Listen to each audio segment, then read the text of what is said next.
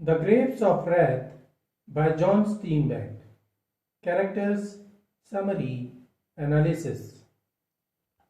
Hello and welcome to the discourse. The Grapes of Wrath is one of the three Dust Bowl novels written by John Steinbeck that was published in 1939. The other two Dust Bowl novels by John Steinbeck include Of Mice and Men, published in 1937, and In Dubious Battle, published in 1936. Dust Bowl literature is a genre of American literature that illustrated drought, dusters, and economic depression through powerful stories and contributed to aesthetic movements for social realism and cultural regionalism during the 1930s.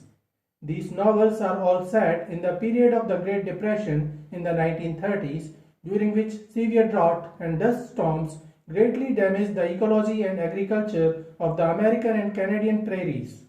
Dust Bowl literature thus illuminates the human fight against extreme temperatures, soil erosion, agricultural maladjustment, and swirling winds during a period when the whole of the United States was also suffering the effect of economic turmoil.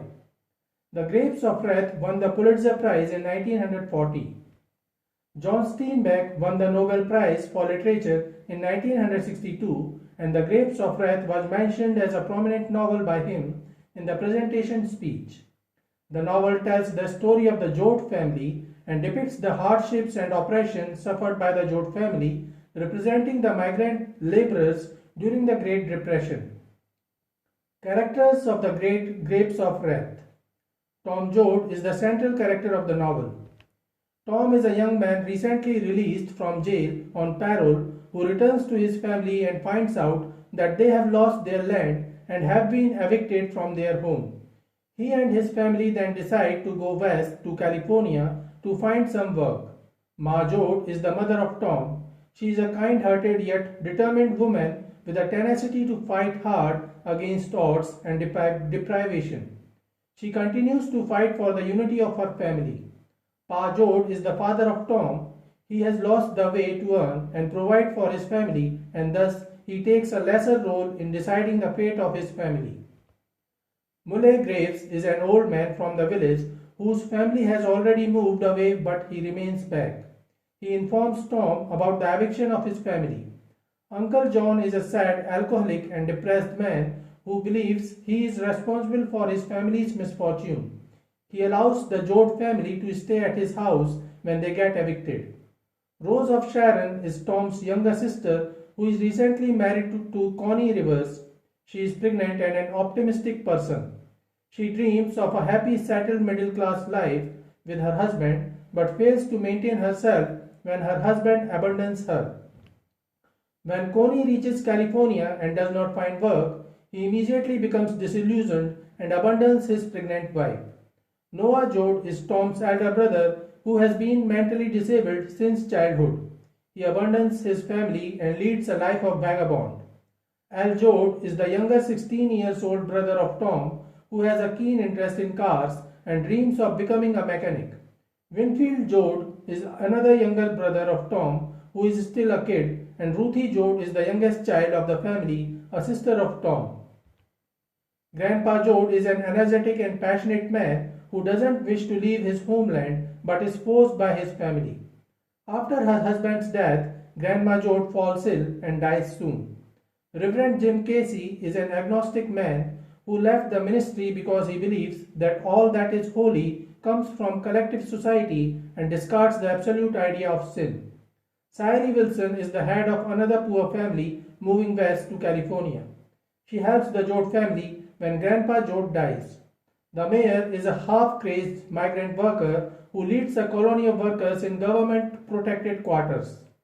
Floyd Knowles befriends Al Joad and informs him about the government camp at Wheat Patch. Summary of The Grapes of Wrath. The novel is set during the Great Depression. Tom Joad appears at a diner in a formal spotless dress and asks for a ride to Oklahoma. A truck driver offers him a ride but questions him about his identity. Tom Joad reluctantly reveals that he is a resident of Oklahoma, returning home as he recently was released from McAllister prison on parole. He was imprisoned because he killed a man during a fight. Meanwhile, Tom notices a turtle trying to cross the busy road and thinks about the struggles of the common man of the working class during these hard times. On his way back home, Tom meets Reverend Jim Casey, the preacher Tom knows since his childhood. Casey reveals that he has resigned from the ministry and is no longer a preacher. He says that he does believe in the Holy Spirit but does not believe in organized religion. Casey says that he believes the love for fellow human beings and humanity is the Holy Spirit. Casey believes that all people are holy, everyone being part of the whole soul of humankind. Tom requests him to come with him on his way home. During their walk back home, Tom and Casey observe the ruined farmlands because of the Dust Bowl storms. When they reach a farm previously owned by the Joad family, Tom comes to know that his family has been evicted. Muley Graves, an old neighbor of Joad family, notices Tom and informs him that his family has been evicted by the bank for not paying back the loan and now they are living at the farm of old Uncle John. Muley Graves also informs that Tom's family has planned to move to California to find work. Tom and Casey spend the night at the abandoned farm and decide to visit old John's farm early in the morning. The next morning, Tom and Casey visit Uncle John's farm and come to know that the Joad family is preparing to leave for California.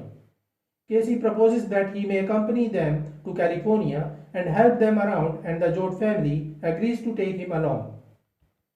Tom is happy after meeting his elder brother Noah, who has been mentally challenged since his birth, and his three younger brothers Al, Ruthie and Winfield. He comes to know about the pregnancy of his sister Rose of Sharon, who is married to Connie Rivers. All of them are eager to move to California.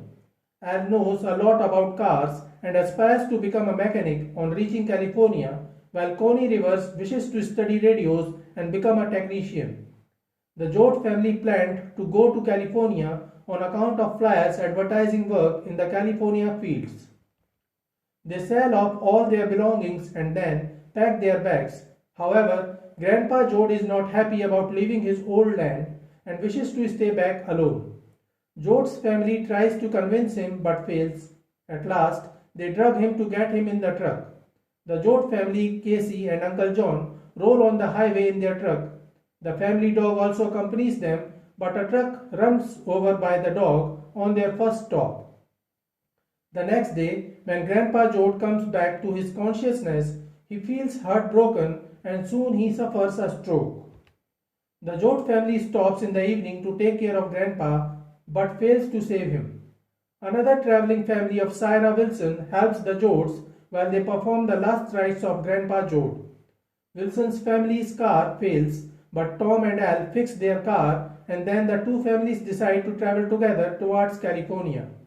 On their way, they notice the vacant homes and colonies deserted by the homeowners. When they reach New Mexico, Wilson's car fails again. Tom and Al suggest that they will look for a part required for the car, while the rest of the two families should continue to travel on the truck. But Ma Joad opposes this idea and insists that the whole family must remain together. Meanwhile, Grandma Joad is severely ill as she is depressed by the death of Grandpa Joad. Somehow, Tom and Al find out the required part and the two families decide to travel again. Before they can begin, they meet a man returning from California who informs them that there is no work there and the promises of work in the flyers are all fraudulent.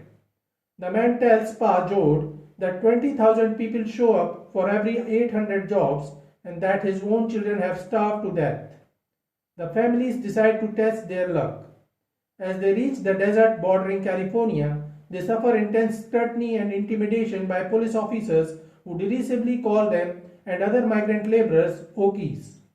Cyree Wilson becomes so ill that she is unable to continue. The Joads leave the Wilsons and continue across the California desert on their own. Soon Grandma Joad passes away, and when the police stop them again to inspect, Ma Joad sternly opposes them to conceal the death of Grandma Joad. The Joads stop at the first camp they come to, a dirty Hooverville of tents and makeshift shelters. The men are talking to Floyd Knowles, a young man in the camp, when a businessman accompanied by a cop offers them work. When Floyd asks for a wage offer in writing, he is accused of being a rat and the cop attempts to arrest him. Tom trips an officer and Casey knocks him unconscious. Since Tom is on parole, Casey takes the whole blame on himself and gets arrested. Uncle John leaves them to get drunk while Pa Joe is too sad about the demise of his parents and blames himself for not being able to provide for his family. Noah decides to leave society altogether and live alone in the woodlands. Coney too realizes that he is chasing false dreams and there is no better future in California, and thus he abandons his pregnant wife and runs away. Floyd Knowles informs Al about Wheat Patch, a government camp where the residents are spared harassment by police officers and have access to amenities such as baths and toilets. The remaining Jotes decide to continue their travel, and before they leave, Tom succeeds in picking Uncle John back. When they arrive at the Wheat Patch government camp, the Jotes are shocked to find how well the other residents treat them and how efficiently this society, which even features democratic elections, functions. Tom also finds work quickly. The Jotes are comfortable, but after a month are still unable to find any stable work and realize they must move on. They are offered work picking peaches at Hooper Ranch in Tulare. The camp gate is surrounded by a large group of men shouting and waving. The Jotes, escorted through the gate by the state police, begin work immediately. They are paid 5 cents a box, not sufficient to feed the family a day's meal. After the first day of picking, Tom wanders outside the ranch. He meets up with Jim Casey, who is leading a strike against the peach orchard owners who want to pay 2.5 cents a box. Tom learns his family is being paid 5 cents because they are working as strike breakers. As the men talk, authorities sneak up looking for Casey, the presumed leader of the strike. Unprovoked, one of the men strikes Casey on the head, killing him. Without thinking, Tom begins beating Casey's killer.